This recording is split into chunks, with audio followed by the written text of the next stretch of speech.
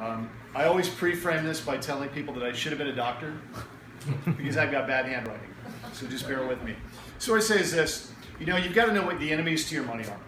There are three enemies to your money. If you don't know them, your money's never going to grow the way you want. One is time. In terms of procrastination, if you never do anything, nothing's ever going to happen to your money. The other is inflation. It's like trying to go up and down escalator. Your money's never going to grow the way you want it to if you don't know about inflation. Third thing is taxes. Taxes never do anything good for your money. They only hurt your money.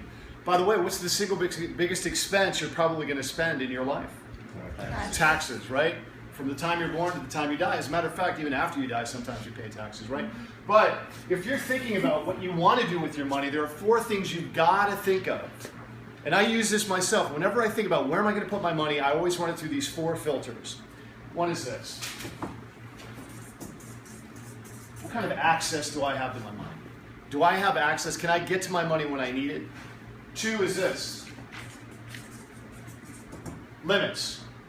Is somebody going to tell me how much money I can put where I want to put it? Do I have limits on my money? Can I get to it when I want to get to it? If I have an emergency, if I have money, if my kid goes to school, if I need money, can I get to my money? Are there limits on my money?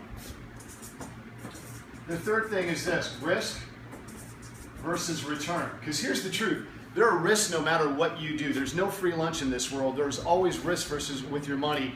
You just need to know what the risk is so that you're comfortable with it. And the last thing is this, taxes. So, when you're thinking about where you want to put your money, the government has it set up this way. There are three places. Whether you're Bill the bus driver or Bill Gates, you got about three places to put your money, three tax boxes. And it's taxable, tax-deferred, tax-exempt. But typically what I like to do is this. I just call it tax me now, tax me later, and tax me never. Now, if you were thinking about a place you wanted to put your money, where would you put your money? Never. Right, it's not a trick question. I get all kinds of answers, but usually tax me never. But do most people save their money in a tax me never box? Okay. Typically no, why not? Yeah, usually they don't know about it, it's not offered to them, right? So in the tax me now box, and this is where I should have been a doctor, so. There's like CDs, your savings account at your bank is in there, stocks, mutual funds, ETFs are in here. All in this box, right? And if we use our litmus test that we talked about, I'm going to write it down again so we can look at it, where I said, what are the four things I'd look at? Hey, can I get my money? Sure. Yeah, absolutely. It looks great. But in limits, do they limit me at the bank? Do they go, hey, you can't put any more money in here? No. So access limits look pretty good. Risk versus return kind of looks like this. Let's say you go down to the bank and you put your money in a CD, right? Making about 0.8%, 1% max. And let's say inflation over the last 30 years is about 3%, right? If I'm not making inflation, then I've got inflation risk, yes? And let's say I put all my money in stock. Let's say I put it all in Enron, right? Enron goes poof, I just lost all my money, yes? Yes. Let's say I'm scared of the market, I'm scared of the bank, and I keep my money in my mattress, I got bed bug risk. It's just, there's risk wherever you put your money. That usually gets a big laugh, by the way. Except here. So, but you just got to know what your risk is. Taxes kind of look like this. Let's say we took $1 and we doubled it every year for 20 years, right? So 1 became 2, 2, 4, 4, 8, 8, 16, 16, 32, 32, 64, yes? Yes. At the end of 20 years, doubling, how much money do I have? $1,048,543. Yeah, a little bit over $1 million, believe it or not. A little over $1 million. You can check it out, use your calculator, I did it myself. But let's say we take that same dollar, we double it every year and then pay taxes. Okay, doubles, pay taxes, double, pay taxes, double, pay taxes. Now how much money do we have after 20 years? About $28,000. Right, a little over $20,000. So while everything else in this box looks good, what happens with taxes kills your money. So it's kind of like taking 2 steps forward, 1 step back, right? Go forward, go back. So instead of your money growing, it's like growing, get cut, grow, cut, grow, cut, grow, cut, right? So while everything else looks good, that kills your money. So the government creates this other box called tax-deferred, tax me later, right? Sounds great. The idea is this: hey, you know what? You give us your money, and we'll let it grow. We won't charge you taxes, and then when you retire, we'll take those taxes then. Sounds good, right? Okay, great. I'm not paying taxes. Sounds good, but let's take a look. So in this box, we've got our 401k. If you work with a company, 403b if you're a teacher, 457 if you work with the county. IRAs are in here. If you get a pension, your pension's in here. All those things, right? So let's take a look. In this box, your access is 59.5. Now, what does that mean? It means if you try to take the money out before you're 59.5, you're going to pay a 10% federal penalty and a 2% state penalty. So while it looks good, access is limited. The other thing is this: most people don't know this. There's a 70.5 rule. And it kind of works like this. Katie puts her money in the box and she's like, woo, this is great. I'm doing great. I've saved. My money's growing. You know what? I'm a good saver. Otherwise, I just don't need the money out of this box. I'm going to let it ride. Well, at 70.5, the government comes to Katie and goes, hey, Katie, you know that money that's in there? You've got to take some out. And she's like, well, I just don't need it. It's great. I'm going to let it grow. I'm like, well, that's fine, Katie. We'll just take that distribution for you. We'll charge you a 50% penalty and taxes on the stuff we left over. Now, I don't know about you, but do you want the government to get 50% of your money? No. Absolutely not. Because here's the truth. The government says, hey, I'll wait, but I'm not stupid. I'm getting my money. Because is the IRS in business of letting your money grow and letting you keep it, or is the IRS in business to get some of your money? The IRS is in business to get some of your money, as much as they possibly can. So most people know about the 59.5. They don't know about the 70.5. There are older people all over the United States every year. They get this bill from the IRS, and they're like, they go to their CPA and they're like, what the F is going on here? What happened here? And if they go to their CPA or the tax preparer back to the IRS, is the IRS in the business of giving money back? Are they like, oh, I understand it was an oversight, here you go. No, they're in the business of keeping money. So you have to know what the access is. Limits are like this: 401k is about 18,000, IRA is about 5,500, 403b is the same as the 401k. So they limit the total amount of money that you can put into this box. Risk versus return kind of looks like this. All of the risk that you have in this box is in this box as well. If you don't make enough, inflation kills your money. If you make the wrong investment, you lose all your money. If you don't invest, nothing happens. And if you kind of think about it like this, these vehicles are really like a tortilla shell sitting on a plate. Sun-dried corn, whatever flour tortilla sitting on a plate. And all of this stuff gets stuffed inside of it. This wraps around it and tells the IRS exactly how to tax your money. That's all it is. Now, taxes kind of look like this. Sounds good. Hey, don't pay taxes, it'll grow. But it's kind of like this. Let's say, Carol, let's say that you were a farmer. What's your favorite fruit or vegetable? Peaches. Peaches. I love peaches too. So let's say you go down to the feed store, and there's a guy named Steve at the checkout counter, and Steve's like, hey, Carol, good to see you. I see that you have a big bag of penny seeds, of peach seeds. I don't know if that exists, but we'll say they're peach seeds. So you're like, hey, yeah, Steve, I'm pumped up. I am going to plant these peach seeds, and I am going to grow the biggest, best peach orchard in the history of the world. I'm really excited. And Steve's like, hey, you know what, Carol, that's awesome. As a matter of fact, I have a special today just for you. Like, I could charge you taxes on those penny seeds of peaches today, or I'm happy to wait 20, 30 years until you put your blood, sweat, tears, and work into that peach crop. And when you harvest $1 million peach crop, I'll just come see you then and charge you taxes on $1 million. Now, Carol, is the farmer, where do you want to pay those taxes? Right now, thank you. Yeah, of course. But if you're the IRS, where does he want you to pay those? Harvest. Yeah, because he wants to get the biggest bang for his buck. He wants that big, big pot of money that he can tax the crap out of. And here's the problem. If you think about it, because you're super young, in 20, 25 years, do you think taxes are going to go down or go up? Because we can't predict the future, but if you look at the signs, all these people retiring, going from putting in to taking out, the signs are there that probably taxes are going to go up.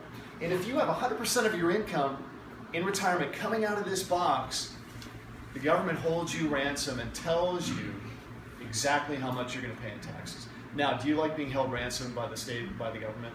Do you want them to dictate to you exactly what you need to pay in taxes? So, there's a third box, and it's the tax me never box. Box most people either don't know about or don't put their money in, and it kind of works like this. So, you got your paycheck, you already paid taxes, and you take a little bit of that money and you throw it into this box. And that money grows tax-free, but here's the big deal. When you go to take distribution in retirement, guess what? You pay 0 taxes. Now, are you happy about that? Is the government happy about that? No. Probably not. And here's the truth. This stuff is a lot like In-N-Out Burger. It really is. Like, when I started this, what I learned is finance is a lot like In-N-Out Burger. Have you ever eaten an In-N-Out Burger? Yeah, exactly. Like, you know when you go to In-N-Out Burger, there's a menu, right? And you can order from the menu. But Carol, did you know that there's a secret menu? Did you know that? You didn't know that? Yeah, there's a secret menu. Some people know, right? You got In-N-Out Burger, if you pull up to the drive-thru and you're like, hey dude, I'll take animal style. They're like, sure, no worries, 4x4, yeah, absolutely. Animal fries.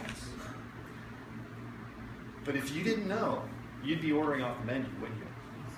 Like, and here's the truth, at In-N-Out, if you say those words, they're not like, we have no idea what you're talking about. They're like, yeah, sure, of course, right? People like us, we've always ordered off the menu because nobody has told us about the vocabulary. Nobody's told us about that secret menu to order off of. This is the secret menu. It's there if you know to ask for it, but most people don't. So how does this work? How does the tax me never box work? Well, let's take a look at what's in that first. There's a Roth, there's a 529, there's a health savings account, and there's a thing called an IUL or a VUL. If you're not securities licensed, don't talk about a VUL, just talk about an IUL. So in this box, let's take a look at this. With the Roth, the access is still 59.5. There's also a 5-year period. There's income limits as well. So the access here with the Roth, you've got some rules and regulations. The 529 is college savings plan. Like the college savings plan for older kids, younger kids, I think there are better things. Health savings account is for deductibles, contact lenses, braces, that sort of thing. And specifically with the Roth, access is limited. You put about $5,500 a year into that. They tell you how much you can put in. If you make too much money, you can't even use this. Risk versus return kind of looks like this. All of the risk here is in the Roth as well. Market goes down, you lose all your money. Don't get enough return, don't make any money. And taxes, we kind of talked about. We kind of went over the 529 health savings account. The IUL, though, unlimited access. No limits. You can put as much money into it as you want. Risk versus return kind of looks like this. They guarantee you can't lose any money. And here's the big deal, I think. With the IUL, any money you pull out, 100% tax-free. You need access to it, you got it. I think the rich have used this a lot because it's protected from creditors, especially Carol, I know you have a business and that's kind of a big deal for you. You never know what's going to happen, you never know who's going to come after you, and it's nice to have some assets in a place that it's really kind of protected from creditors, anybody coming after you. But the other thing is this. Do you know with this, you can show it as an asset if you want, and you can hide it if you want too, and it kind of is like this. Let's say you got kids who are going to go to college, right? And Carol, would you like your children to have access to all the grants and scholarships they're eligible for before you have to put any money in? Absolutely. Absolutely. But let's say you want to buy a house too, right? And you want to know that you're eligible for the biggest house you can buy, right? Now, with college, if you put your money in a 529 plan, first thing the College Board is they take a look at your FAFSA, your financial aid form, and they're like, oh, Carol, you got a 529, that's awesome. We'd like all the money out of it first before they're eligible for any scholarships, right? So basically, if you choose to use that 529, we're going to take it. let's say you're like, hey, I got a 401k, I got a lot of money in there. They're like, oh, really? Great. You got to pay it back in 4 years. So with the IUL, though, on the other hand, if you put your money in there, it's excluded from the FAFSA form. So it allows the kids that you spend so much time working hard on academically to make sure that they're advancing, that they get all the grants and scholarships they're eligible for, but if they need some money, you can pull the money out, right? And let's say you want to buy a house, and you want to make sure that you can get as much house as possible. In 1002 form, you list this as an asset. It's a tier 1 asset, same as bonds, highest quality asset you can get, right? But I really think the big deal is this: when you take the money out, it's tax-free. And here's why it's a big deal to me. Because when I looked at my pension, when I looked at the 401k, what I saw is this. Let's say when you retire, you're in a 30, 35, 40% tax bracket, and you want to live on like $5,000 a month in retirement, right? That's pretty reasonable. If you take all the money out of here, you're going to have to take 8 to keep 5. If you take the money out of here, you take 5, you keep 5. And this is what happens. You take 8 just to keep 5. How does that drain this asset for you? Pretty quickly, right? And do you plan on being in retirement for just 2-3 years? No. You plan on being in retirement for 20, 25 years, right? Let's say you're paying about $30,000, $35,000 of taxes every single year to the government because everything's coming out of here. Over a period of 20 years, 25 years, how much are you paying in taxes to the government? You're paying $750,000. And here's the question. Do you want to save to pay the government, or do you want to save to pay yourself? I think most people agree with that. So when you look at this, when you look at all your options, what kind of stands out to you? That. Too many options there that are beneficial to me. So, the IUL? Yeah? Now look, here's the truth. When I first talked about this, when I first researched it, when I looked at that, I thought, dude, this is too good to be true.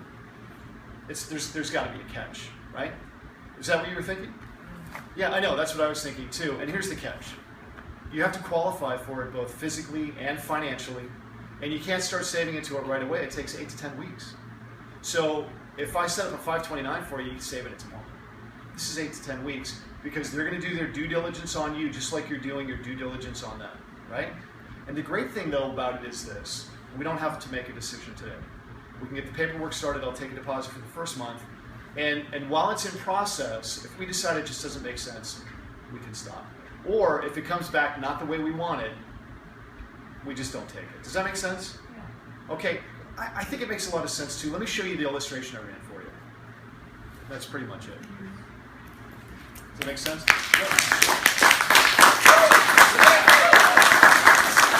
So,